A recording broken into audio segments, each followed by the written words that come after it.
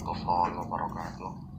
Teman-teman tadi sudah tanya jawab, ada beberapa pertanyaan yang masuk terkait itu. Jadi di antaranya adalah penggunaan tekstual dan kontekstual hadis, apakah sudah ada pada zaman Rasul atau baru-baru saja ya. Di situ tadi teman-teman ada yang menjawab bahwa penggunaan hadis secara kontekstual ada pada saat zaman Rasulullah. Gini, kalau masalah perbedaan itu tetap beda ya. Artinya tetap beda itu karena dulu pada saat zaman Rasulullah, para sahabat, kemudian tabi'in, katakanlah kalau dalam tradisi penafsiran ada aturan main, yakni di mana ada semacam konsensus umat Islam, terutama para mufasir, ketika mereka menafsirkan sebuah ayat tertentu itu adalah di awal-awal menggunakan tradisi beriwayah ya, tradisi beriwayah, jadi tafsir beriwayah namanya. Riwayat itu berarti riwayat yang pernah disabdakan oleh Rasulullah, pernah disampaikan oleh Rasulullah, keterangan ayat tersebut, keterangan ayat pada posisi Al-Quran itu pernah disampaikan keterangannya oleh Rasulullah, kemudian turun-menurun sampai para sahabat. Nah, itu namanya adalah tafsir beriwayah. Baru di akhir-akhir itu sekitar tafsir atau bari sepertinya ya, masa-masa tafsir beriwayah, tafsir atau bait terakhir pada abad ketiga terakhir itu, setelah atau bari barulah muncul yang namanya tafsir bil akli atau berroi atau tafsir rasional dengan menggunakan rasional. Nah, dulu ulama-ulama mengharamkannya begitu. Jadi tentang penafsiran seperti itu. Ini sebagaimana juga berkaitan dengan hadis. Nah, hadis itu tetap saya tadi di depan mengungkapkan ada perbedaan pada saat zaman dahulu dengan zaman sekarang, karena kita melihat posisi perkembangan zaman itu semakin cepat dan semakin berkembang, sehingga tafsir atau hadis itu bisa dipahami dengan model kontekstual. Kalaupun ada pada saat zaman Rasulullah model kontekstual, itu tidak semaju sekarang karena perkembangan zamannya, sehingga model penafsirannya juga semakin berani, katakanlah semakin ada perbedaan atau semakin ada pergeseran pada saat zaman dulu dan sekarang. Kalau zaman dulu ada contoh saja ya, ketika para sahabat itu perang ya, ketika itu ada sebuah peperangan. Nah, peperangan itu Rasulullah pernah bersabda, sepertinya itu intinya begini, dalam terjemahan bebas, para sahabat tidak diperbolehkan untuk sholat asar kecuali di Bani Quraidah begitu. Nah, para sahabat ketika itu rombongan perang itu mereka berangkat ke Bani Quraidah.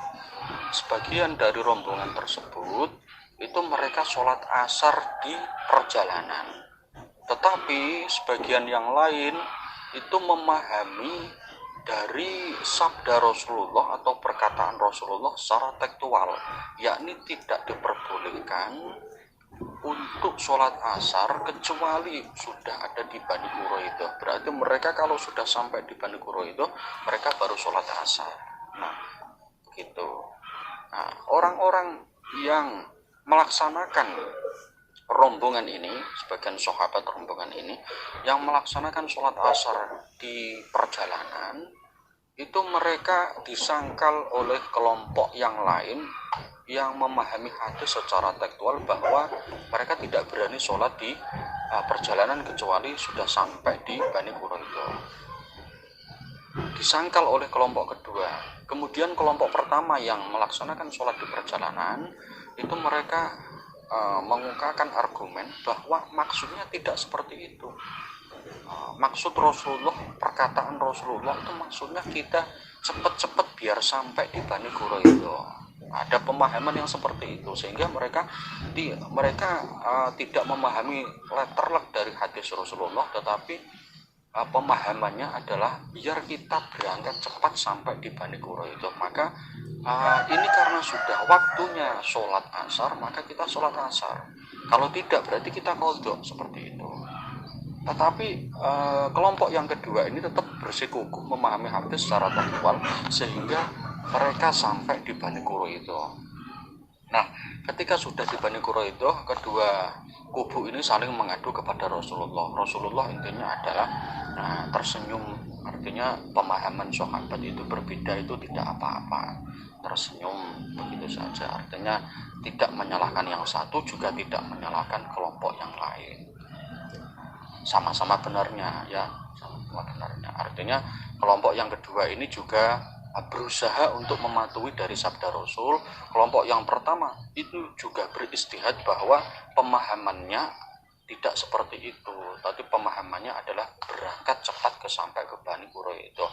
Maka sholat asar itu ada waktunya. Kalau kita tidak melakukan sholat asar tersebut, maka sholatnya adalah sholat qadha nanti, begitu. Nah, itu Rasulullah saling dua kubu tadi sama-sama dibenarkan. Oke, itu sekilas tentang tekstual. Tapi untuk kontekstual ya, kalau untuk kontekstual zaman sekarang itu pergeseran pemahamannya itu semakin maju, tidak seperti dulu-dulu ya. Banyak sekali kalau teman-teman membuka tentang hadis-hadis kontekstual itu banyak sekali. Nanti insya Allah saya kemukakan ya. Untuk yang kedua, pertanyaan yang kedua ini ada hubungan dengan untuk pertanyaan kedua dan pertanyaan untuk saya, nanti saya kemukakan tentang pemahaman asbabun nuzul ya. Asbabun nuzul tentang pemahaman kontekstual. Hukum ini terkait adalah hukum musik. Ya, hukum musik. Tadi teman-teman menjawab hukum musik itu bagaimanapun adalah diharamkan, seperti itu ya. Seperti itu. Nah, itu pemahaman itu termasuk salah satu kajian dalam fikih. Mayoritas ulama fikih dari dulu ya, ulama-ulama yang dulu itu tidak memperbolehkan atau dalam tanda kutip adalah mengharamkan. Nah, ini saya ambil dari bagaimana perkembangan itu. Artinya orang yang tidak mengharamkan musik itu dipandang dalilnya adalah lemah. Alat musik itu loh, memainkan alat musik itu bagaimana hukumnya? Itu hukumnya adalah kalau itu diperbolehkan mubah, berarti hukum itu dipandang sebagai hukum yang lemah. Ya, itu dulu seperti itu pemandangannya. Hukumnya seperti itu. Tapi kalau untuk zaman sekarang itu banyak sekali cendekiawan, mungkin sebagian kaum santri mengatakan atau mendukung dari kaul atau pendapat yang mengatakan bahwa hukum bermain musik itu adalah tidak apa-apa atau jawas. Ya, katakanlah kalau argumentasi dari ulama terdahulu itu memang pokoknya seperti itu. Rasulullah itu melarang bermain musik karena itu bisa memberikan madarat pada orang yang bermain, artinya melupakan dari Allah, melupakan dari tanggung jawabnya sebagai hamba Allah. Kan seperti itu alasannya ya. Tetapi kalau zaman sekarang kalau kita lihat banyak sekali musik-musik yang beredar, dan ini para kaum santri termasuk cendekiawan dan ada beberapa katakanlah kiai itu memperbolehkan. Diibaratkan ini adalah seperti halnya musik itu adalah seperti pisau ya. Pisau ini digunakan untuk kebaikan ataukah pisau ini digunakan untuk kejelekan, ya, kejahatan. Kalau kebaikan berarti nanti juga semacam kayak wasilah atau apa yang bisa mendatangkan kebaikan pula, seperti sholawatan ya, seperti bermain musik-musik Islami itu kan bagus gitu. Kalau untuk bermain musik untuk bermain alat musik untuk lagu-lagu yang lagu-lagu yang dilarang secara otomatis tidak ada perbedaan, itu tetap tidak diperbolehkan gitu. Ya tadi teman-teman itu merujuk pada referensi mayoritas referensi fikih klasik mengatakan seperti itu, tapi kalau zaman modern tidak seperti itu ya. Makanya tadi saya menyebut bahwa ada pergeseran hukum yang sangat tajam. Artinya ketika ada perkembangan zaman yang sudah maju sekarang ini, itu juga kita dituntut untuk beristihad kembali. Nah, itu memang saya tidak menafikan masih banyak kalangan-kalangan yang tidak, ya memang ada seperti itu. Kemudian asbabul wurud ini penting sekali. Ini sama halnya ketika pemahaman Al-Quran itu ada yang namanya adalah asbabun nuzul, yang melatar belakangi ayat-ayat Al-Quran ini turun. Kalau asbabul wurud yang melatar belakangi bagaimana hadis-hadis itu disabdakan oleh Rasulullah. Dan ini penting nanti untuk kajian-kajian kontekstual sehingga pemahamannya tidak melenceng ya. Yang terakhir saya menanggapi dari pertanyaan tentang hukum robot. Nah, hukum robot itu juga dalam kajian fikih ya. Dalam kajian fikih seperti itu, apalagi fikih-fikih klasik mengatakan pokoknya berdasarkan hadis Rasulullah, inna asyaddan nasi adaban yaumal qiyamah al-musawwirun, orang yang menggambar ya. Terutama dalam fikih itu yang ditekankan adalah gambar 3 dimensi. Misalnya saja itu, bahkan apalagi kalau ini merembet kepada patung, itu maka sangat tidak diperbolehkan, keras hukumnya berdasarkan hadis tersebut. Tetapi hadis tersebut itu ada asbabul wurudnya, sehingga ini nanti pemahamannya adalah pada bisa dikategorikan pada contoh-contoh hadis pemahaman yang kontekstualis. Nah, itu kenapa kok ada sabda Rasul seperti itu? Karena dulu itu di awal-awal Islam, para sahabat ini imannya masih lemah.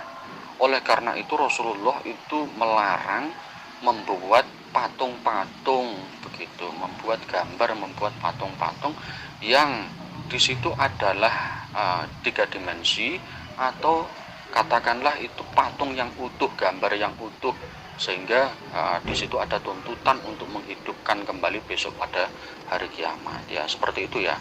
Nah, itu asbabul wurudnya seperti itu. Asbabul wurudnya yakni ketika nanti orang-orang ini, para sahabat yang baru pertama kali masuk Islam ini, imannya masih lemah. Ketika mereka membuat patung, maka dikhawatirkan imannya akan berbelot lagi kepada kemusyrikan, akan menyembah lagi kepada berhala. Ada nuansa romantika bahwa dulu dipuja-puja, sekarang dia ada nuansa baru, khawatir nanti dia kembali kepada pemujaan dan penyembahan kepada dewa-dewa atau kepada patung-patung yang mereka kultuskan, seperti itu. Maka itu adalah penting yang namanya pemahaman tafsir, pemahaman hadis secara kontekstual, seperti itu ya teman-teman ya. Jadi ada kronologinya.